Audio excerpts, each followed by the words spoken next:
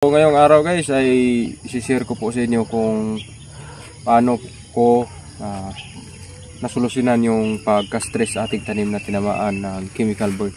So meron tayong viewers na nagtatanong kung paano natin sinulusyonan. So ang problema sa ating talong ay natamaan tayo ng tinatawag na chemical burn. So nung nakita ko ang sinyalis na tinamaan na siya ay agad tayong nagpatulong sa ating kaibigan na si Sir Willie Sagliba.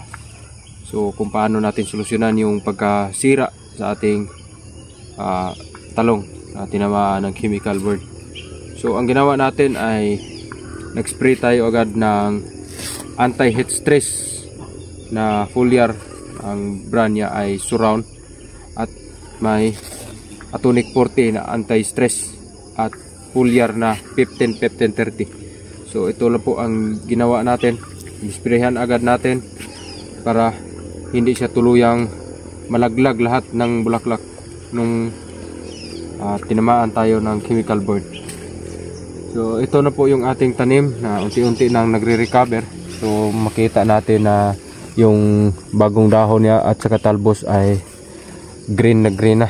Yan. Pero ngayon ay unti-unti na siyang nagre-recover at meron na tayong makikita na mga bagong bulaklak. Ito. So yung ito ay una sa hindi pa natin tinamaan ay ito yung bunga. At ito yung pangalawa na ito nalagas. Ito mayroon ng nakasurvive.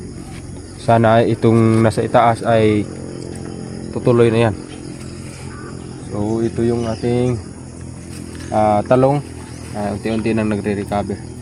So I hope nga meron kayong natutunan sa ating sinishare na video. At maraming salamat po sa nagturo sa atin, sa ating mga mentor. Tatlo po yung ating mga mentor, especially Sir Willie Sagliba, farmer ang magulang ko. God bless and happy farming.